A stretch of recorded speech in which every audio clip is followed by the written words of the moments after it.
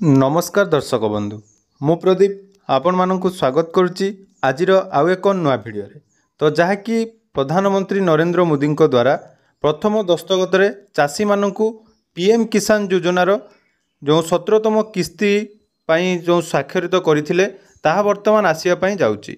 तो पीएम किसान योजनार समस्त हिताधिकारी आउ एक बड़ खुशी खबर जहाँकि 16तम किस्ती पर एवं 17तम किस्ती से बैंक अकाउंट को आसवाई जाऊँगी। तो आसतु केबे एई किस्ती आसीबो एवं यहाँ कौन कौन नुआ करी आसीची अपडेट ता विषय संपूर्ण डिटेल्स आज भिडियो रे जानि नबा।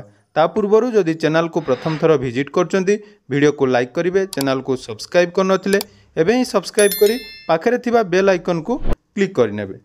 तो आपण माने जानती जहाँकि पीएम किसान 16तम इन्स्टॉलमेंट निर्वाचन पूर्वर केंद्र सरकार तरफ फेब्रुआरी मास 28 तारिख में प्रदान करा जायतिला। तो वर्तमान जहाँकि 17तम किस्ती आसवाई ऑफिशियली और जहाँकि डिक्लेयर कर दिया जायछि।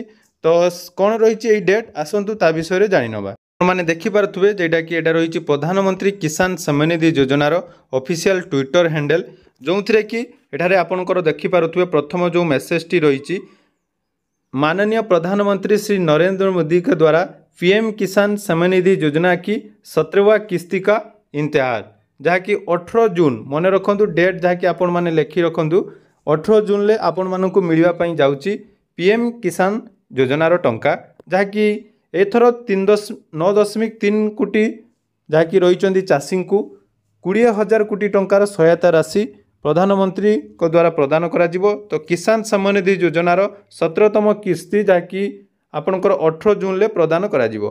तो 18 जून ले जो प्रदान करा जिवो ताने एक गुरुत्वपूर्ण अपडेट जहाँकि देखिपे डीबीटी माध्यम आपण मानकु टंका प्रदान करा जिवो।